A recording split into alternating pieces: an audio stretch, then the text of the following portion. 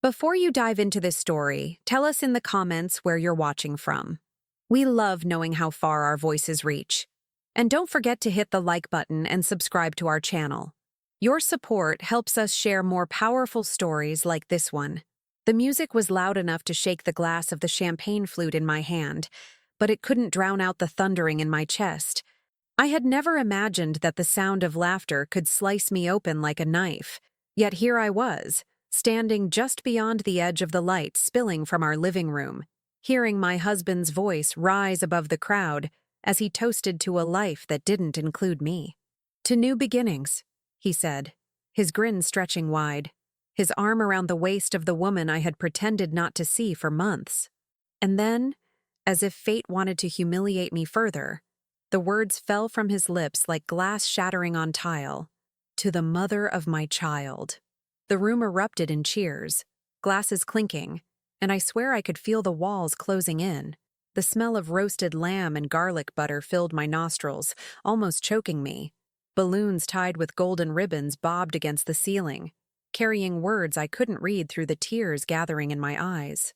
My legs trembled as though the ground beneath me had turned to liquid, yet some stubborn part of me rooted me there, unwilling to collapse before the very people who had come to celebrate my destruction. I had spent 22 years with that man, 22 years of ironing his shirts before big meetings, of cutting corners on my own needs so he could pursue his dreams, of staying silent when his mother criticized me at every family gathering. We had built a life brick by brick, with me carrying the weight of every sacrifice while he carried the illusion of being a perfect husband. And now, here he was, celebrating not just another woman, but the life they had created together, as if all the years I gave him were nothing more than ashes scattered in the wind. I remember the taste of bile rising in my throat as his hand lingered on her belly, a gentle caress meant for a miracle I never could give him. My own body betrayed me years ago when the doctor in Houston told us that children might never be possible. I still remember the exact year, 2009, the sterile smell of disinfectant, the cold tone in his voice when he asked the doctor if there was absolutely no hope.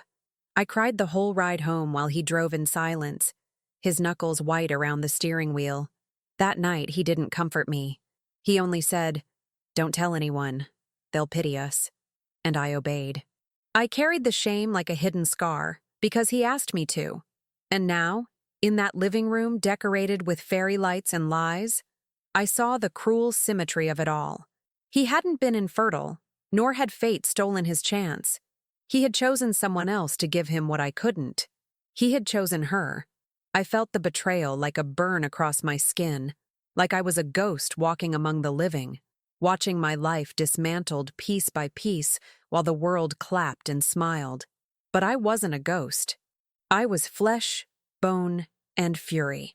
I was the woman who had stood by his side when he lost his job in 2015, the woman who pawned her grandmother's necklace to pay the mortgage, the woman who stitched his torn suits by hand because he said he couldn't afford to buy new ones.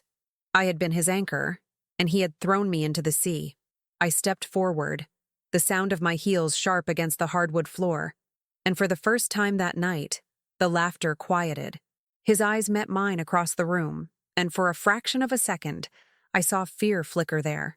He tried to mask it with a nervous smile, but it was too late. The silence in that room was heavy, suffocating, waiting for me to break it.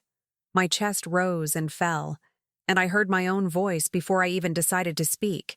It came raw, cracked, but louder than the music, louder than the lies. "Congratulations," I said, holding my glass high as if I too was joining the toast. A ripple of confusion moved through the crowd. "But maybe," I continued, my voice trembling with the weight of every sleepless night, every manipulation, every bruise left on my spirit, "maybe you should tell them the truth about who the father really is." The room gasped, but I didn't hear them. My eyes stayed locked on his, unflinching. I saw his lips part, his throat tightening as he struggled for words. She looked at me with wide eyes, her hand frozen on her stomach. And in that fragile pause, with the smell of wine and roses thick in the air, I knew the life I had lived until now had ended, and another, messy, terrifying, uncertain, was about to begin. The moment those words left my mouth, I could feel the floor tilt beneath me, as if gravity itself had shifted. The air in that room, once filled with the sweet scent of champagne and roasted lamb, now carried a weight of tension so thick it pressed against my chest. Eyes darted between me and my husband, between me and her, searching for a clue, a sign, an explanation. No one lifted their glass anymore. No one dared breathe too loudly. It was as if the entire house had been struck silent, waiting for his defense, his denial, his lie. He opened his mouth, but nothing came out. His face turned pale, his jaw clenched, and I knew then that he had not prepared for this moment. He had built his little empire of secrets, assuming I would never step into the light of his deceit. He thought I would stay hidden, obedient, carrying my shame like always. He underestimated me. For years, I gave him the benefit of my silence. But silence is a fragile currency, and that night I had spent the last of it. I looked at her then, the woman who had been haunting the edges of my marriage like a shadow. Her eyes widened, her lips parted in horror, and I saw the flicker of realization that her secret was no longer theirs to control. Her manicured fingers gripped the stem of her glass so tightly I thought it might shatter. She looked at him for reassurance, for protection, but he gave her none. He was drowning in the weight of my gaze, in the truth I had laid bare before everyone he had gathered to celebrate his betrayal. I took a step closer, my voice steady even as my hands trembled. "Did you tell her?" I asked him, each word sharp as a blade. "Did you tell her that the child she carries isn't yours? Or did you lie to her the same way you lied to me?" A gasp swept through the crowd, and I swear I heard someone drop a fork against a plate. The silence was no longer a blanket. It was a storm, crashing against the walls, demanding answers. He stammered then, his voice cracking. "That's not true. She doesn't know what she's saying." But even as he spoke, his eyes betrayed him. He couldn't hold my gaze. He looked down at the floor, at his shoes polished so carefully for this night, as if they could anchor him to a reality already slipping through his fingers. His words had no weight anymore. They hung in the air like smoke, dissipating before they could settle. And then it hit me, the irony so bitter I almost laughed. For years, he had convinced me I was broken, that my body's inability to carry life made me less of a woman. He had manipulated that wound, pressing it deeper every time he reminded me to be grateful for the life we still had. He made me feel like a burden, like my very existence was a reminder of what he was missing.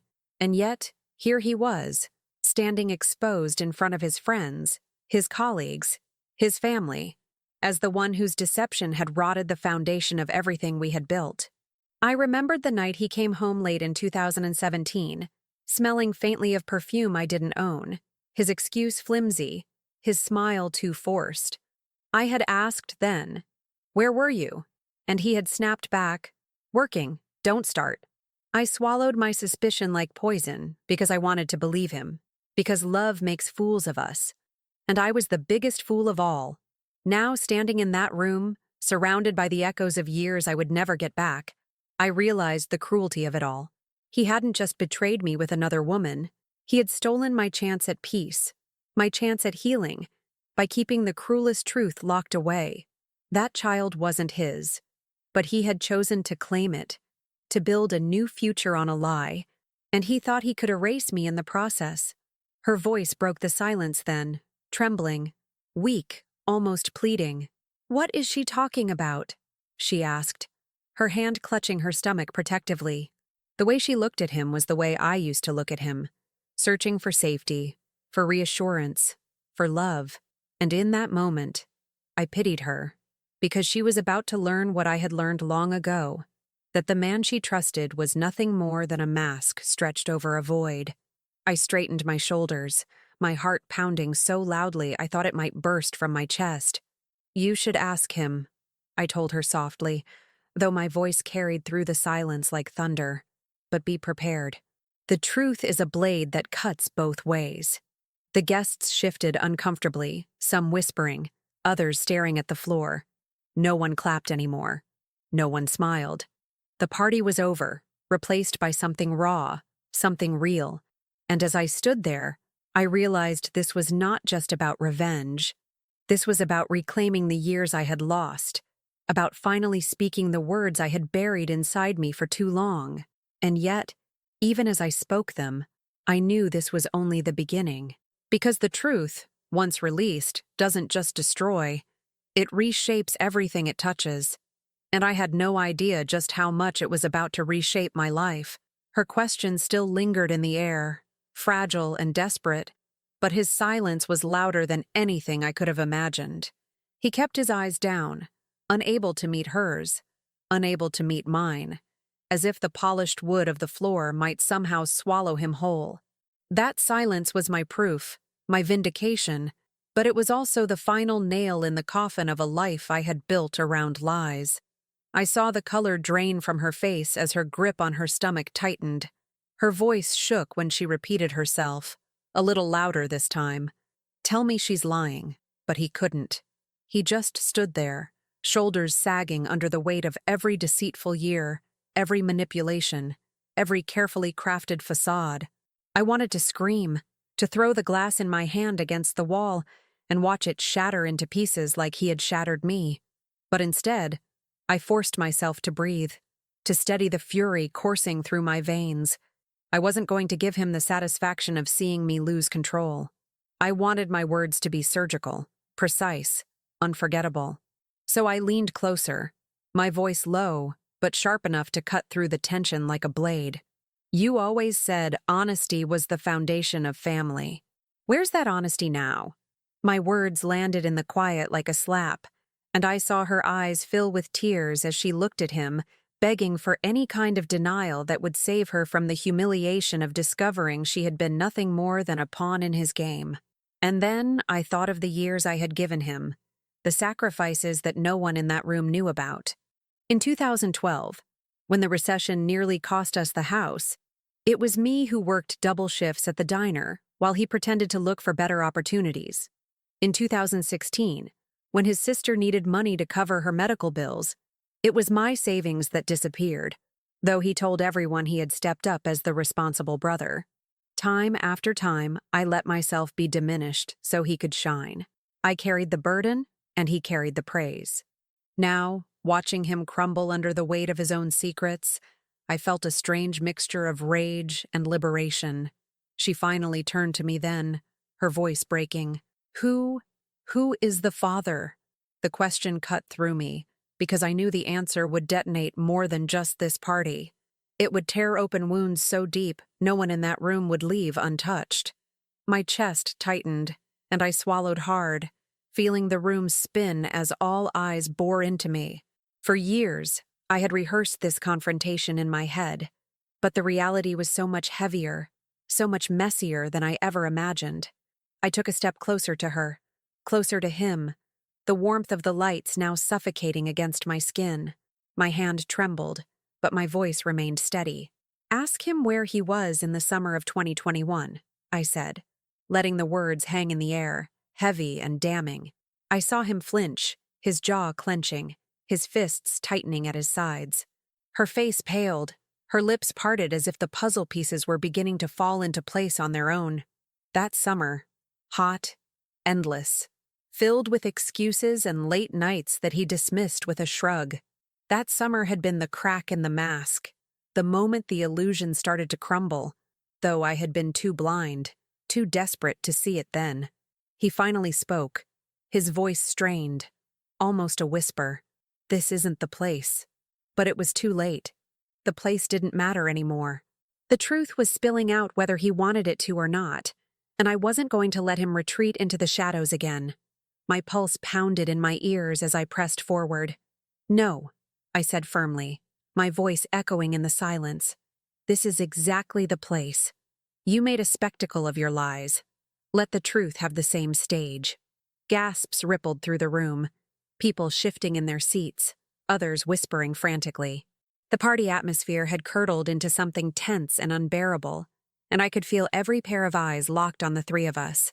He tried to speak again, but his voice faltered, cracking under the pressure, under the weight of the life he thought he could juggle between two women, two worlds, two truths.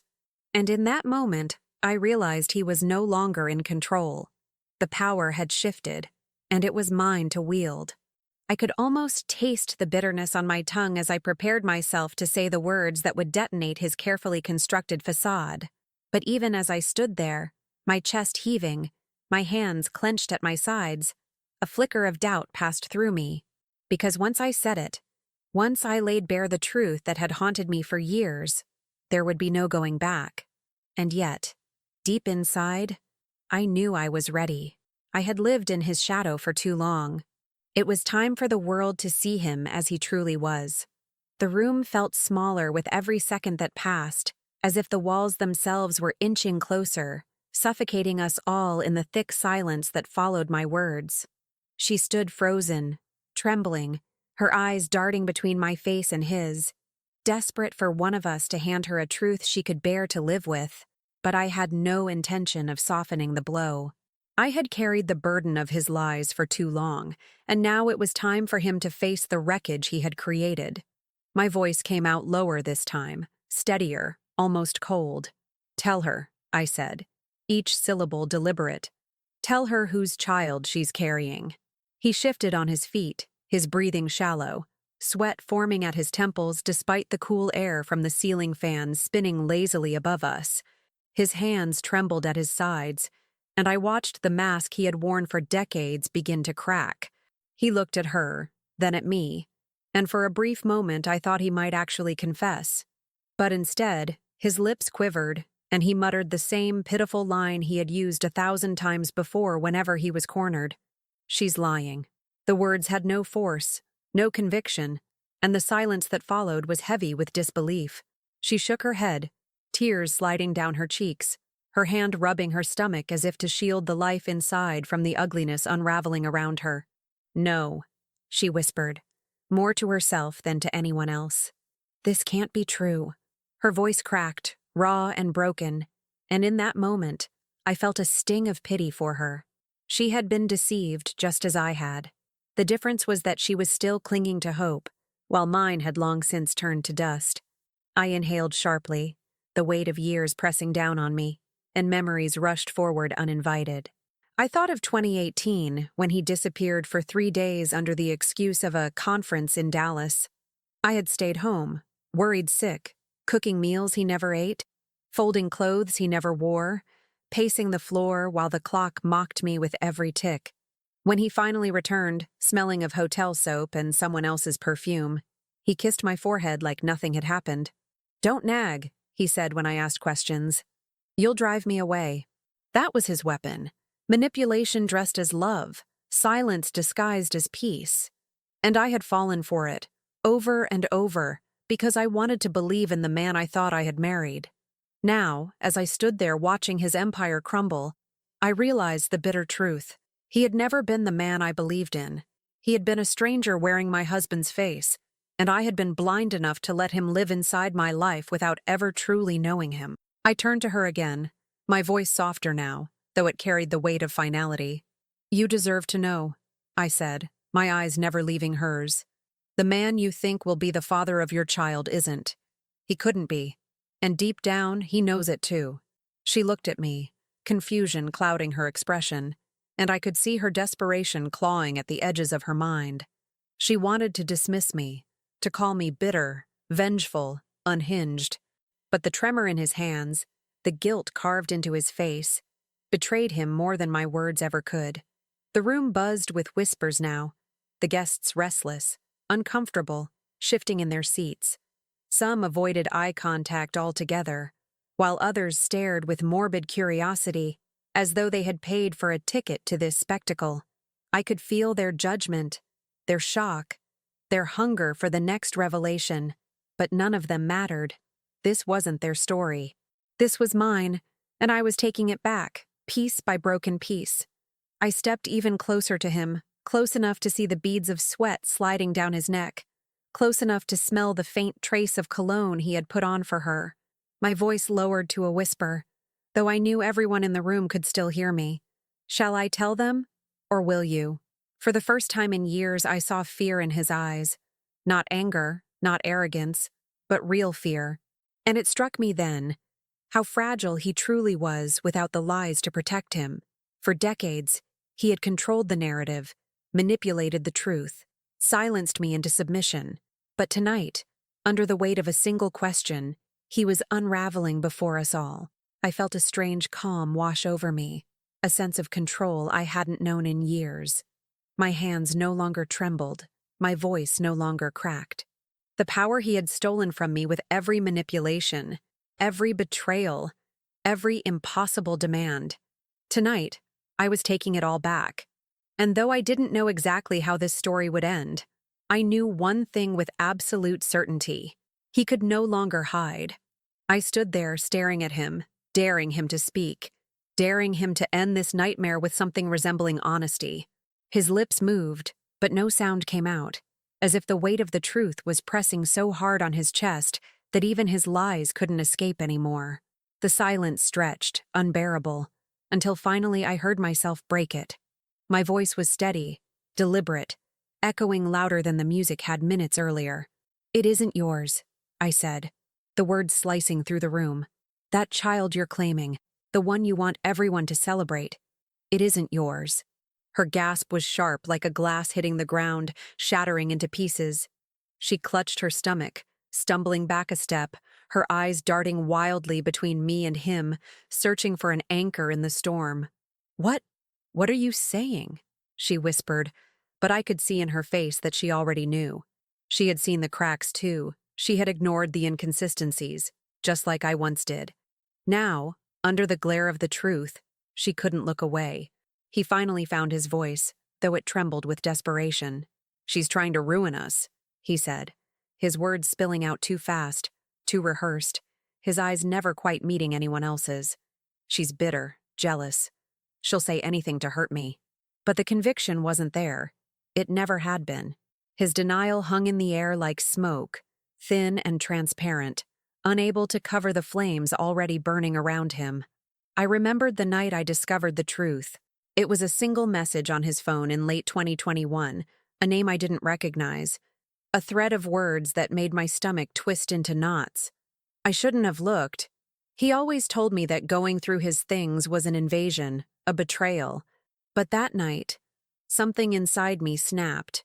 And there it was, the seed of a lie so large it would devour everything we had built. Weeks of investigation followed, sleepless nights spent piecing together receipts, bank withdrawals, hotel stays that didn't match his business trips. The evidence was there, undeniable, and with it came the cruelest revelation. The man she thought would raise her child wasn't even capable of being its father. Not biologically, not at all. Because years before, when we sat in that cold Houston doctor's office, he wasn't just asking if there was hope for me. He was asking if there was hope for himself too. And the doctor's answer had been clear, brutal, final.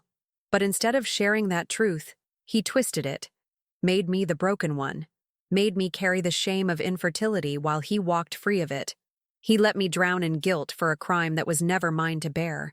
I felt tears sting my eyes, not of weakness, but of fury. I looked directly at her now, my voice softer, but every word sharp enough to leave a scar. "You were lied to, just like me.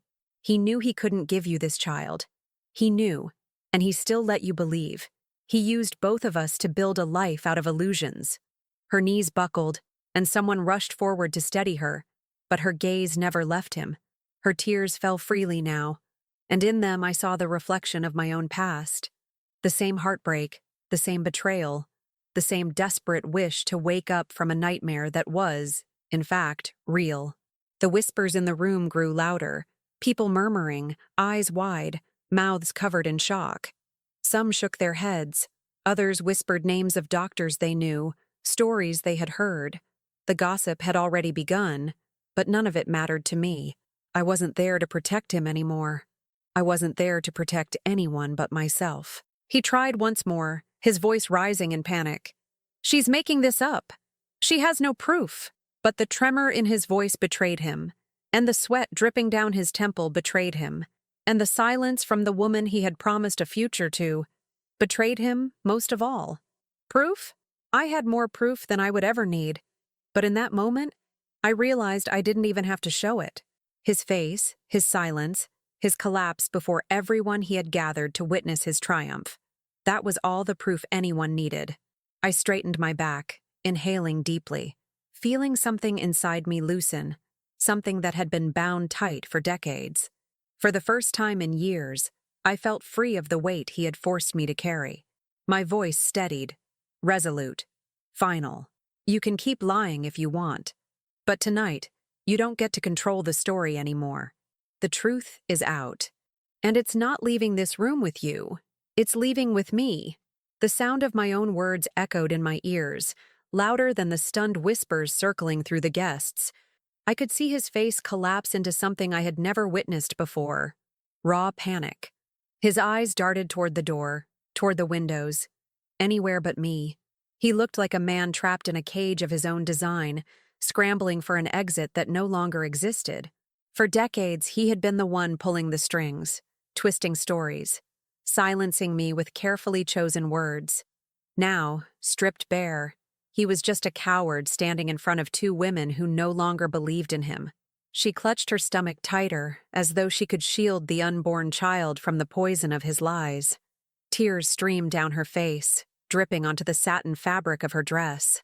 Her voice cracked when she finally spoke, trembling but louder than before. "Tell me it's not true. Please, tell me something."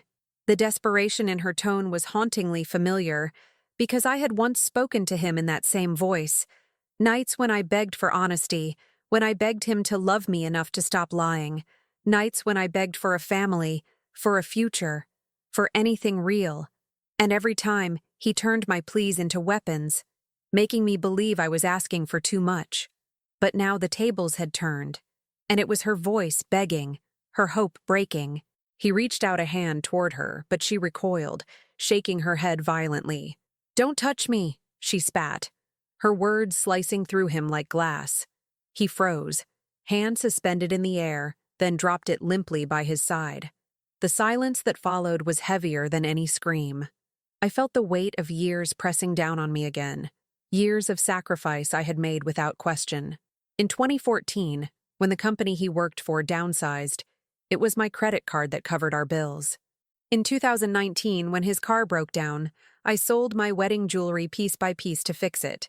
I told myself it was what marriage meant, what love required, sacrifice. But standing there, I finally understood what it really had been. Manipulation, exploitation. I had bled myself dry to keep him whole, and he had used my devotion as fuel for his betrayal. The guests shifted uncomfortably, some standing, some inching toward the door, unsure if they were intruding on a tragedy or witnessing justice unfold. I barely noticed them anymore. All I could see was him, cornered and stripped of the control he had clung to for so long. My voice shook only slightly when I asked the question that had lived inside me for years. Why? He looked at me then, really looked at me, his eyes hollow, his face pale. I was scared, he muttered. The words were so small, so pitiful, they almost didn't reach me. I let out a bitter laugh, sharp and broken. Scared of what? Of being less than perfect? Of admitting you weren't the man you pretended to be? Or scared that the world would finally see what I've known all along? That you're nothing but a fraud? His shoulders sagged. His mouth opened and closed like he was drowning, but no words came. And in that silence, I felt a strange power coursing through me. For years, I had been the one drowning, gasping for air under the weight of his lies. Now, I was the one watching him sink, and I had no intention of reaching out to save him. Her sobs grew louder, raw and uncontrolled, until she finally turned and rushed toward the door, pushing past the stunned guests. No one stopped her. The slam of the door reverberated through the house, final and unforgiving. She was gone, carrying with her the truth I had delivered, leaving him exposed in a room full of witnesses. I looked around then, at the faces that had once smiled at us at anniversaries, at family dinners, at Christmas parties. Their expressions now ranged from shock to disgust to pity, but none of them mattered. For the first time, I wasn't performing for anyone. I wasn't playing the role of the loyal wife or the forgiving woman. I was simply me, raw and unfiltered, speaking truths that had lived in my chest like caged animals for far too long. I turned back to him, my voice steady, almost calm. "You built this house of lies. And tonight, it finally burned down. I hope the ashes are enough to keep you warm." The silence after my words was suffocating, heavy like smoke filling every corner of the room. He stood there, shoulders slumped, eyes downcast, as if the weight of what I had just said had finally crushed the last bit of defiance in him. For years I had prayed for this moment, the day his lies would collapse, the day the truth would stand taller than his excuses. Yet now that it was here, I felt something unexpected. Not triumph, not relief, just exhaustion, deep and bone-cutting, as though all the years of carrying his secrets had finally caught up with me in a single breath. He tried to speak again, his voice hoarse, almost unrecognizable. "You don't understand. I had no choice." That sentence alone reignited the fury inside me. I stepped closer, my eyes locking onto his, unflinching. "No choice?" I repeated, my tone sharp enough to slice through the silence. "You had every choice. You chose to blame me for something that was never my fault. You chose to let me drown in guilt while you lived free of it. You chose to lie to her, to them, to me. Don't stand there and pretend you were powerless." My voice rose with every word, fueled by years of swallowed rage. I remembered the countless nights I stayed up late, sewing his shirts back together, cleaning up the trail of empty bottles he swore weren't his, covering for him when he disappeared without explanation. In 2020, when his company finally promoted him, I hosted the dinner, cooked the meal, and smiled through the speeches, knowing deep down that the credit belonged to me, too. I carried the weight so he could take the applause. And all along, he knew the truth about himself and hid it like a weapon to use against me. He staggered back a step, pressing a hand against the dining table as if he needed it to hold him up. The crowd shifted again, uncomfortable, but no one moved to help him. The man they once admired was shrinking before their eyes, unraveling piece by piece, and none of them wanted to be caught holding him together. I could hear the faint sound of her sobs outside, muffled through the walls, carried on the night air that seeped in through the cracked windows. For a moment, I thought of going after her, of telling her she wasn't alone in her heartbreak. But then I realized it wasn't my place to comfort her. We were both casualties of his deception, both women who had been robbed of years, of truth, of dignity. She would have to walk her own path through the ashes, just as I had. He lifted his head then, his eyes bloodshot, his voice breaking. "I thought I was protecting you." The audacity of that lie almost knocked the air from my lungs. I shook my head slowly, my voice low, firm, dangerous. "You weren't protecting me. You were protecting yourself, protecting your pride, your image, your ego. You destroyed me to save yourself, and you want to call that protection?" My words cracked something in him.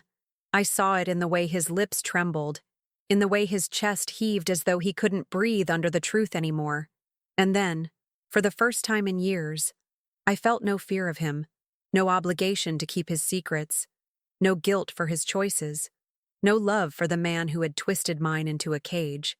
He was just a man now, small and fragile, standing in the ruins of his own making.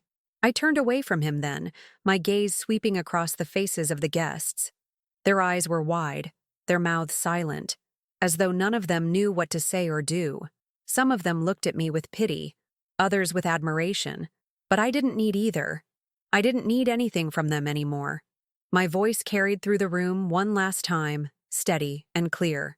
"You all came here to celebrate a lie. Now you've seen the truth.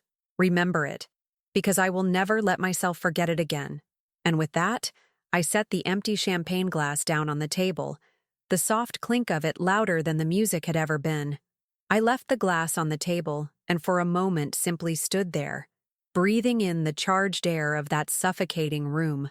The murmurs had grown louder now, a chorus of whispers and gasps threading through the crowd, but no one dared step closer. They had all witnessed the destruction of his perfect illusion, and though curiosity tugged at them, fear kept them rooted in place. I could feel their eyes on me, measuring, wondering what I would do next. But for the first time in years, I didn't care. Their judgment no longer mattered.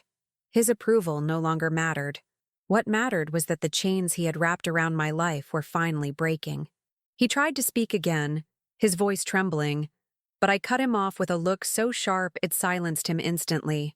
I didn't need to hear another excuse, another twisted version of the truth crafted to make him look like the victim. I had memorized his arsenal of manipulations over the years, the way he turned every confrontation into an indictment of me. You're too emotional. You're too dramatic. You're making problems where there are none. Those words had echoed in my ears so many times they had almost replaced my own voice. But not tonight. Tonight, my voice was stronger. I thought back to 2013, when we almost lost the house. I worked double shifts at the pharmacy, taking on tasks I wasn't paid for, just to keep us afloat. Every dollar I earned went into that mortgage, into saving the life we built together. And when it was over, when the bank finally relented, he told his friends and family that it was his business sense that saved us. I said nothing, because that's what he wanted. My silence, my sacrifice, my erasure. Looking at him now, trembling under the weight of his lies, I realized just how much he had stolen from me. He moved a step closer, his eyes wet with tears I didn't trust. "Please," he whispered, his voice cracking. "Don't do this." The irony was almost laughable. Don't do this? He had done this the moment he chose deception over honesty, manipulation over love. He had done this every time he let me carry a burden that was his to bear. I met his gaze, unflinching, and let the fury I had swallowed for decades spill into my words. "You did this," I said, my voice steady. "You built this lie. I'm just tearing down the walls." The guests shifted uncomfortably, some clearly desperate to leave, but too afraid of appearing complicit if they slipped out now. The house was no longer a place of celebration but a courtroom, and I was both the witness and the judge. He was the accused, standing defenseless in front of everyone he thought would celebrate his reinvention. I walked toward the door, every step heavy but certain, my heels striking against the hardwood like a gavel. With each step, I felt the years of silence peel away, the weight of his control sliding off my shoulders. I didn't know exactly what waited for me outside that house, beyond this night, beyond this confrontation, but I knew it had to be better than the prison I had lived in. Before leaving, I turned back one last time, my eyes locking onto his. He looked smaller now, shrunken, like a man half his size. His face was pale, his lips quivering, and for the first time, I saw him not as the monster who had controlled me, but as a coward, weak and pitiful. The anger inside me dimmed just slightly, replaced by a strange, quiet clarity. "You told me once that family is everything," I said softly, my voice carrying across the room. "But you never understood what that meant. You can't build a family on lies. You can't build love on shame. You thought you were untouchable, but tonight proved you're not. Tonight, you lost everything." The words hung in the air like a verdict, final and irreversible. And without waiting for his reply, I turned, pushed the door open, and stepped into the night air, where her sobs still echoed faintly down the street. The night air hit me like a wave of icy water, sharp against my skin, and for the first time in years, I could breathe without choking on the weight of his presence. The party's noise still bled faintly through the walls, but out here it felt distant, muffled, like a life I no longer belonged to. I saw her just a few steps away, sitting on the curb beneath a flickering street lamp, her hands wrapped tightly around her stomach as if holding herself together. Her mascara streaked down her cheeks, her hair clung to her damp face, and the sound of her sobs cut through the quiet street like broken glass. For a moment, I froze. Part of me wanted to walk away, to let her wrestle with the pain on her own, just as I had been forced to do for years. She had been part of the deception, whether knowingly or not, and I wasn't sure if I could forgive her role in it. But another part of me, the part that still remembered what it felt like to beg for truth, to beg for love, and be met only with silence, couldn't ignore her. Against every instinct screaming inside me, I walked toward her. She looked up when she heard my footsteps, her eyes red and swollen, her lips trembling. For a moment, she flinched, as though expecting more venom, more revelations that might shatter her completely. But I didn't raise my voice. I didn't accuse her. I simply stood there, my arms crossed tightly across my chest, and whispered, "You didn't deserve this either." Her face crumpled, and a fresh wave of tears spilled down her cheeks. "How could he do this?" she choked out. "How could he lie like that? I thought I knew him." Her words echoed my own thoughts. Thoughts I had repeated to myself like a prayer during sleepless nights when I still believed his stories. I lowered myself onto the curb beside her, the cold concrete seeping through my dress, grounding me in this raw, unbearable moment. "You don't," I said quietly. "You never did. None of us did. For years, I had clung to the image of the man I thought he was. The devoted husband, the ambitious worker, the charming host at parties. But that man had been a mirage, a mask stretched over lies. And sitting there with her, I realized we had both fallen for the same illusion. The street was silent, except for her sobs and the faint rustle of leaves stirred by the night breeze. I thought back to all the years I had wasted on him, the sacrifices I had made that had been swallowed by his greed. Nights of exhaustion, mornings of empty promises, decades of loyalty that had earned me nothing but betrayal. I let the bitterness wash over me one last time, and then I released it with a breath so heavy it felt like it was leaving my body for good. She turned to me then, her eyes wide, searching. "What are you going to do now?" she asked, her voice raw. It was a question I hadn't let myself think about until that very moment. For so long, my life had revolved around him, around holding the pieces together, around surviving his manipulations. But now, with everything exposed, with the lies burned down to ash, I realized the future was finally mine to shape. I didn't answer her right away. I looked up at the night sky instead, the stars faint through the city's glow, but present nonetheless. They reminded me that even in darkness, there is always something constant, something untouchable. My voice came out steady, firmer than I felt inside. "I'm going to start over, without him, without his lies. Whatever it takes, I'll find my way." She nodded slowly, wiping her face with the back of her hand, her breaths uneven but calmer now. For the first time since I had stepped into that house, there was no rage, no shouting, no noise. Just two women broken by the same man, sitting side by side on a cold curb, trying to piece together the fragments of their lives. And in that fragile silence, I realized something I hadn't expected. I wasn't alone anymore. We sat there in silence for what felt like hours, though it was probably only minutes. The night stretched out around us, quiet except for the hum of a passing car and the occasional bark of a dog somewhere down the street. The cold concrete beneath me felt strangely steady, as though it were reminding me that, no matter how much the world crumbled, the earth was still solid under my feet. She wiped at her face with shaking hands, and when she finally spoke, her voice was faint, almost childlike. "I don't know what to do," she whispered. Her words struck me because they mirrored the thought that had been echoing in my own chest since the moment I walked into that party. I didn't know what to do either. For so long, my choices had revolved around him, his needs, his moods, his plans, his lies. Even my silence had been a choice shaped by his manipulations. Now, with his mask torn off and his empire in ruins, I found myself staring at a life I no longer recognized, a life that was mine, and yet unfamiliar. I turned to her, my voice steady despite the chaos swirling in my head. "You do what I'm going to do," I said. "You walk away. You rebuild. You take the pieces he left, and you make something real out of them." I didn't know if I believed my own words, but speaking them out loud made them feel possible, tangible, like a lifeline in the darkness. Her eyes searched mine, filled with a mixture of fear and desperate hope. She nodded slowly, as if clinging to my conviction, because she had none of her own. I couldn't blame her. She was younger, more naive, caught in the whirlwind of his charm the same way I once had been. She hadn't yet learned the cost of loving a man who wore deception like a second skin. I thought of the years ahead, of the work it would take to rebuild a life stripped bare by betrayal. I imagined the loneliness of empty rooms, the ache of memories embedded in the walls of a house that no longer felt like home.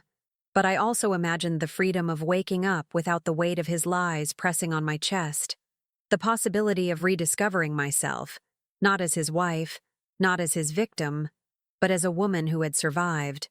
From inside the house came the muffled sound of raised voices, the party dissolving into chaos. I pictured him inside, trying to spin the narrative, trying to salvage scraps of dignity from the wreckage. But no matter what he said, no matter how he tried to twist the truth, it was over. Too many had seen, too many had heard. His empire of lies had collapsed, and he was left standing in the rubble alone. I rose from the curb slowly, brushing the dust from my dress, and extended a hand to her. She hesitated for a moment, then took it, her grip weak but grateful.